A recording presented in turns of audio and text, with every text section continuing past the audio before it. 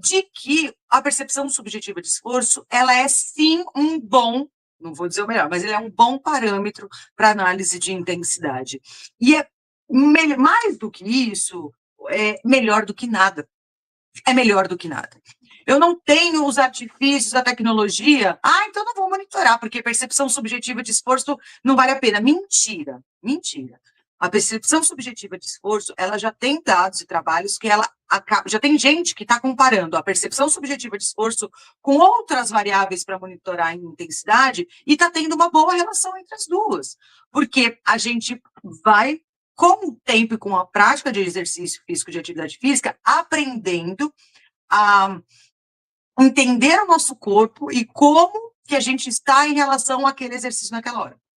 Uma coisa que eu falo, o calor, por exemplo, nós nos sentimos mais cansados no calor. É muito mais difícil você treinar numa temperatura muito alta, numa umidade muito alta. Porém, a gente já percebe que na nossa fisiologia, esse desgaste também acontece mesmo sem o exercício. Então, é óbvio que a minha percepção vai se tornar mais, como se eu estivesse mais cansada, num momento como esse. Mas isso também nos mostra que, fisiologicamente falando, isso está acontecendo durante a prática de exercício. Então, a percepção subjetiva de esforço, ela está sendo cada vez mais indicada para os profissionais que não têm acesso ao recurso, e eu garanto a vocês que é muito melhor do que nada, do que você deixar Deus dará, você, 3 barrinhas hoje. Mas uma coisa que eu acho importante a gente ressaltar, que como qualquer outra coisa que a gente precisa aprender, leva um tempo para o nosso aluno conseguir fazer essa percepção de forma mais adequada. E nós, como profissionais de educação física, a gente precisa ensinar os nossos alunos a observar os sinais que o corpo dá em relação a isso. Então, não basta falar assim, de 0, por exemplo, escala de Bohr, de 7 a 16, qualquer. Por exemplo, se meu aluno já não sabe o que é se exercitar, se meu aluno já não sabe o que é fazer exercício intenso, se meu aluno já tem uma dificuldade motora, eu pergunto de 6 a 17, de 6 a 22, de 6, meu aluno vai travar. Como assim? No meio do...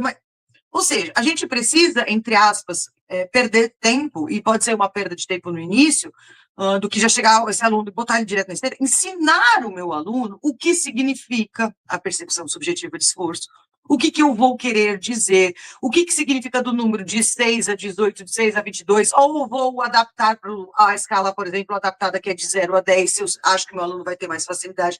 Então, o profissional de educação física, além de pensar na prescrição, de qual exercício, quantas séries, quantas repetições, ele vai precisar ensinar ao aluno dele quais são essas variações fisiológicas que demonstram que o exercício está sendo intenso ou não. Então, às vezes você vai perder 20 minutos numa aula, no primeiro dia, ensinando isso, mas depois vai ficar muito mais fácil. E entender que o seu aluno, como qualquer outra coisa que você ensina numa sessão de treinamento, vai precisar aprender a reconhecer essas alterações no próprio corpo, porque é muito doido, né? A gente está falando de prescrição de exercício, a gente encontra pessoas que estão há muitos anos sem se exercitar. Uma das coisas que a gente mais ouve é, eu nem sabia que eu tinha esse músculo. Por quê? Porque são pessoas que estão sem se movimentar há muito tempo. Então, o profissional de educação física, ele precisa entender, e até tinha até um pouco tempo atrás uma nomenclatura que eu particularmente não gosto, mas enfim, que usaram muito para a gente, que é o educador físico, né? Que a gente já sabe que não é a terminologia correta de chamar a gente de educador físico, mas eu acho que, por um lado, essa terminologia, ela nos trouxe a atenção de entender que nós precisamos, muitas vezes, explicar o que parece muito óbvio para a gente, que é a frequência cardíaca, que é a frequência respiratória, o que ele vai sentir quando aumentar a frequência respiratória, para a gente, entre aspas, não esquecer que a gente precisa ensinar isso, por mais óbvio que nos pareça, para o nosso aluno. E se o nosso aluno é capaz de reconhecer essas alterações fisiológicas no corpo dele, ele vai nos dar uma percepção subjetiva de esforço com o tempo, não é no primeiro dia, e está tudo bem, faz parte.